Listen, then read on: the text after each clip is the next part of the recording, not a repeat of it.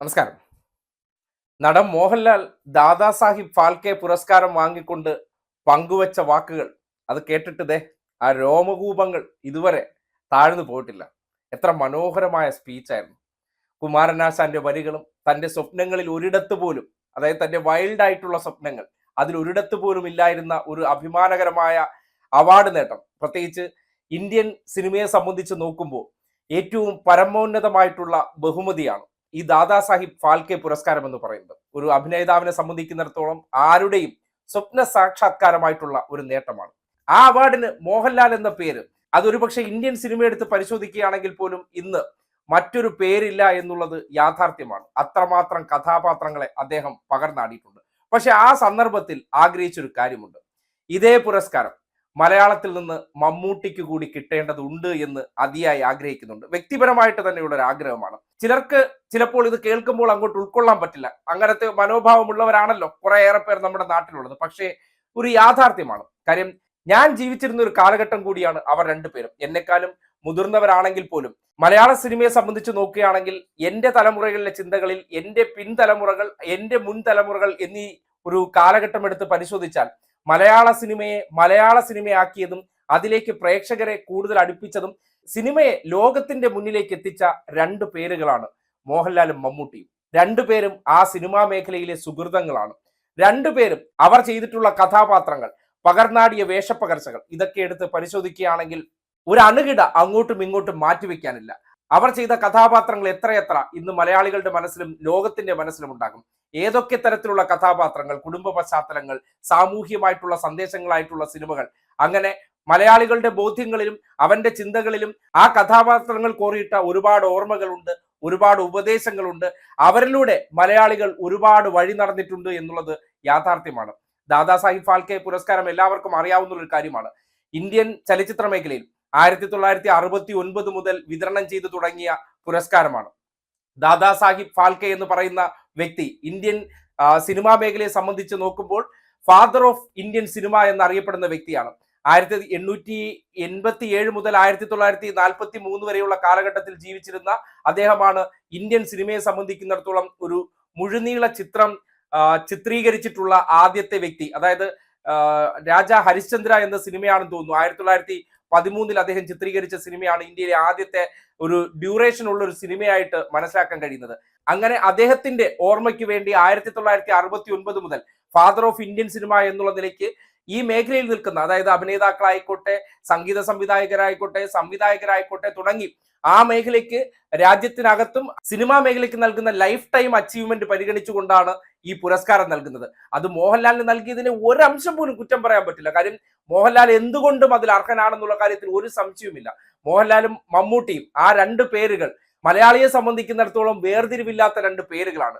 ഫാൻസുകാരുണ്ടെങ്കിൽ പോലും മലയാളത്തെ സംബന്ധിക്കുന്നിടത്തോളം ഈ ചലച്ചിത്ര മേഖല എടുത്തു കഴിഞ്ഞാൽ ആ രണ്ട് പേരുകളും ഒഴിച്ചുകൂടാൻ പറ്റാത്ത രണ്ട് പേരുകളാണ്. രണ്ടുപേരും ഈ മേഖലയ്ക്ക് നൽകിയിരിക്കുന്ന സംഭാവനകൾ വിലമതിക്കാനാകാത്തതും ഈ നാടിന്റെ അഭിമാനങ്ങളുമായിട്ടുള്ള രണ്ട് താരങ്ങളാണ്. കഴിവിന്റെ കാര്യത്തിലായിക്കോട്ടെ, മറ്റെന്ത് കാര്യത്തിലായിക്കോട്ടെ, അവർ ചെയ്തിരിക്കുന്ന കഥാപാത്രങ്ങളെ പരസ്പരം താരതമ്യം പോലും ചെയ്യാൻ പറ്റാത്ത രീതിയിലുള്ള ഏറ്റവും മൂല്യവത്തായിട്ടുള്ള ഉൽപ്പന്നങ്ങളായിരുന്നു എന്നുള്ള കാര്യത്തിൽ ഒരു സംശയവുമില്ല. അങ്ങനെയുള്ള രണ്ട് ഇതിഹാസങ്ങൾ ജീവിച്ചിരുന്ന ഒരേ കാലഘട്ടത്തിൽ ഒരാൾക്ക് ആ പദവിയിലേക്ക് നടന്നെത്താൻ കഴിയുകയും മറ്റൊരാൾക്ക് നടന്നെത്താൻ കഴിയാതെ പോയാൽ അത് ഈ നാടിന്റെ കൂടി നഷ്ടമാണെന്ന് വിശ്വസിക്കുന്ന ഒരാളാണ് ഞാൻ. കാര്യം, ആ ഒരു പുരസ്കാരത്തിന് മോഹൻലാലിനോളം തന്നെ അർഹനാണ് മമ്മൂട്ടി എന്നുള്ള കാര്യത്തിൽ ഒരു സംശയവുമില്ല. ഇന്ന് ഇന്ത്യൻ സിനിമയിൽ ജീവിച്ചിരിക്കുന്ന തലമുതിർന്ന അഭിനേതാക്കളിൽ എടുത്ത് പരിശോധിച്ചു കഴിഞ്ഞാൽ അതിൽ കൃത്യമായിട്ട് എഴുതി ചേർക്കാൻ പറ്റുന്ന രണ്ട് പേരുകൾ തന്നെയാണ്. അത് ഇന്ത്യൻ സിനിമയിൽ ഒരു സംശയം വേണ്ട, മോഹൻലാലും മമ്മൂട്ടി എന്ന രണ്ട് താരങ്ങൾ. ഇന്ത്യൻ സിനിമയിലെ പല അഭിനേതാക്കൾക്കും അവരുടെ അഭിനയത്തെ സംബന്ധിച്ചുള്ള അഭിപ്രായങ്ങൾ പലകുറി പലയിടങ്ങളിൽ പങ്കുവെച്ച് നമ്മൾ കേട്ടിട്ടുള്ളതാണ്. ആ നിലയ്ക്ക് നോക്കുമ്പോൾ മോഹൻലാലിന്റെ ലൈഫ് അച്ചീവ്മെന്റിന് എന്തൊക്കെ കാരണം കൊണ്ട് പരിഗണിച്ചോ അതേ കാരണങ്ങൾ കൊണ്ട് പരിഗണിക്കേണ്ട വ്യക്തിത്വം തന്നെയാണ് മമ്മൂട്ടി. ജീവിച്ചിരിക്കുന്ന കാലഘട്ടത്തിൽ തന്നെ ആ പരമോന്നത പുരസ്കാരം ഏറ്റുവാങ്ങാൻ അദ്ദേഹത്തിനും അർഹതയുണ്ട് എന്നുള്ള കാര്യത്തിൽ ഒരു സംശയവുമില്ല. മോഹൻലാലിനെ പരിഗണിച്ചതുപോലെ തന്നെ അടുത്ത വർഷം മമ്മൂട്ടിയെ ആ അവാർഡിലേക്ക് പരിഗണിച്ചേ മതിയാകൂ എന്ന് ഒരു മലയാളി എന്നുള്ള നിലയ്ക്ക് വളരെ ശക്തമായിട്ടുള്ള ആവശ്യം ഉന്നയിക്കുകയാണ്. കാര്യം, 2004 ആദ്യമായിട്ട് മലയാള സിനിമയെ സംബന്ധിക്കുന്നിടത്തോളം അടൂർ ഗോപാലകൃഷ്ണനിലൂടെ ദാദാ സാഹിബ് ഫാൽക്കെ പുരസ്കാരം 1969 ആരംഭിച്ചതിന് ശേഷം ആദ്യമായി ഈ നാടിനെ തേടി വരുന്നത്. അതിനുശേഷം കാൽ നൂറ്റാണ്ടിനോട് അടുക്കുമ്പോൾ, അതായത് 2025 എത്തുമ്പോഴാണ്, ഏകദേശം 2 പതിറ്റാണ്ടിന് ശേഷമാണ് മലയാളത്തിൽ നിന്ന് മോഹൻലാലിന്റെ പേര് ആ അവാർഡിലേക്ക് പരിഗണിക്കപ്പെടുന്നത്. അതിനുശേഷമോ അതിനൊപ്പമോ ആ അവാർഡിന് പരിഗണിക്കപ്പെടേണ്ട പേരാണ് മമ്മൂട്ടി എന്നുള്ള കാര്യത്തിൽ ഒരു സംശയവുമില്ല.